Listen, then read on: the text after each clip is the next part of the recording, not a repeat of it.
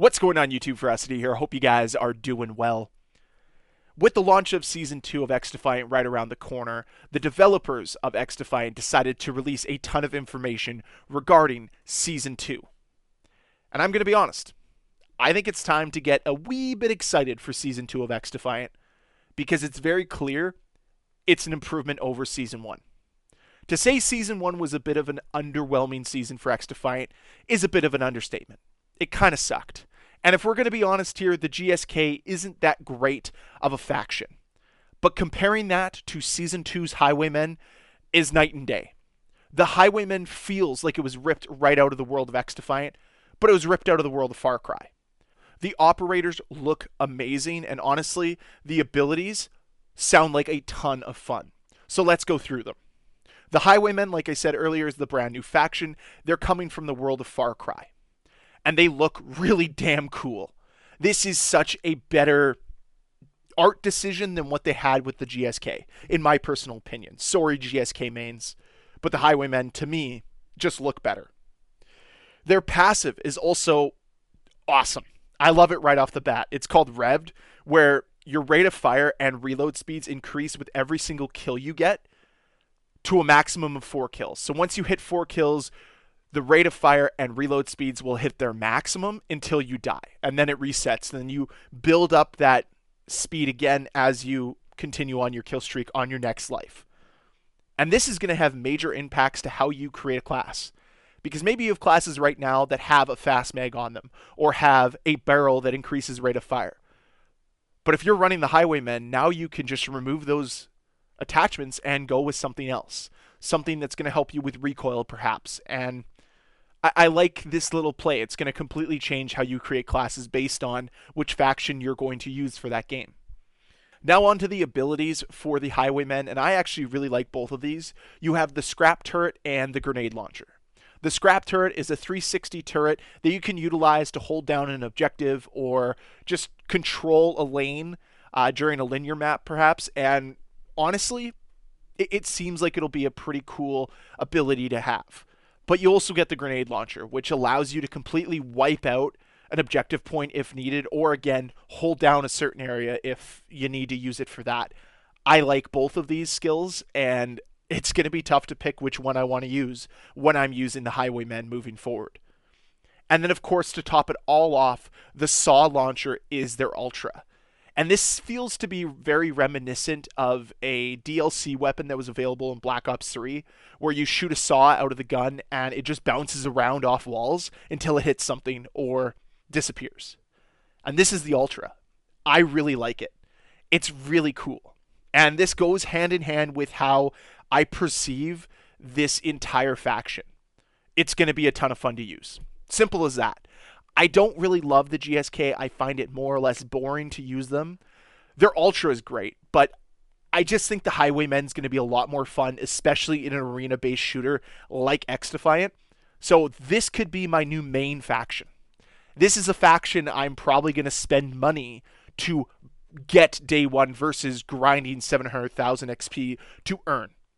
So awesome job, Ubisoft there. This is a much, much better faction to release with Season 2. Like I said, I think they're stepping their game up for Season 2. So now let's move on to weapons. The 3 new weapons that are coming into XDefiant are the PP-19, the L86 LSW, and the Spaz-12. Now the PP-19 is going to be very reminiscent of the PP-90 from Modern Warfare 3 from 2011. The nice thing about this submachine gun is it's going to have very high damage and very solid accuracy. But the rate of fire is going to be a little bit slower. So there's a trade-off there, and I'm honestly very curious to play around with what attachments are going to work and which aren't. And then the L86 LSW is a LMG, but it's kind of an LMG AR hybrid, where you have a smaller magazine size, but you're able to utilize it for medium to long ranges and really be able to capitalize on its power from those ranges. So another weapon that's going to be a really good hybrid and just kind of switch up the LMG class altogether. And then finally, the Spaz-12. I already hate the shotguns in this game just because they're incredibly hard to go against, but they're incredibly fun to use. And now you're throwing the Spaz-12 in. Oh boy, things are going to get toxic. And not in a bad way. Like, this is not me disparaging shotgun users at all. They're fun to use. I totally get why you want to use the AA-12. And now the Spaz-12 coming in, yeah, we're going to see shotguns becoming a lot more popular in XDefiant, and that's not necessarily a bad thing. And now, the maps. And we're getting 3 maps again. 2 of them are going to be arena. One's going to be linear from my understanding. The first map we're going to be getting on day 1 is called Waterfront, which honestly just looks like an XDefiant map. Like, this game is so good at creating maps that fit the theme and aesthetic that they're going for. And I know that doesn't sound like a massive accomplishment, but it's just those little attention to details that I really like. And I love this map from the onset. I'm not really sure how it's going to play, but we get it on day 1, and I'm going to grind the shit out of it because I'm sure it's going to be a ton of fun. Then we have Signal, which I'm assuming is going to be the brand new linear map, and then Aaron Space, which is another arena map. Both of these are coming in season. But the nice thing is, we're getting Bomb. The brand new game mode for this season is going to be Bomb. I'd like to see some more game modes coming, but obviously just Bomb for now. Man, playing Search and Destroy is going to be great. It's really going to be great, and I think this game is perfectly set up to mix in the different abilities and factions with a game mode like Bomb. So I'm so excited to play it. I'm going to jump in and play a ton of it when I get a chance with Season 2. It's going to be fantastic. Now, one bit of disappointing news is that it doesn't seem that private matches are going to be ready to go from launch of Season 2. They're going to be something that are going to be implemented in season. That's the only negative that I have. The only bad takeaway is I would have loved to see that come day 1.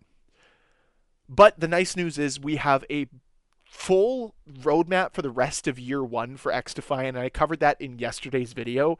So there's a lot of optimism, there's a lot of hope, and there's a lot of positivity now with this game. So can XDefiant truly learn from their mistakes of Season 1 and launch Season 2 with a fantastic experience for the community? Because that's what we need here. That's what this game honestly needs. If Season 2 gets off on the right foot and it appears like the content that we have is them taking a step in the right direction, I honestly feel like XDefiant is finally going to start reaching some of its potential. Obviously, there's still areas to improve, especially with the netcode, but from a content perspective, I feel like we're really starting to get there and the game's hitting its stride. So I'm excited for Season 2. I'm going to be covering more of it as we lead into Season 2.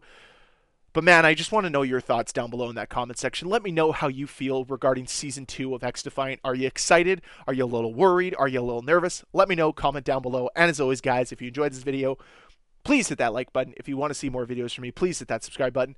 I'll see you guys next time. Bye.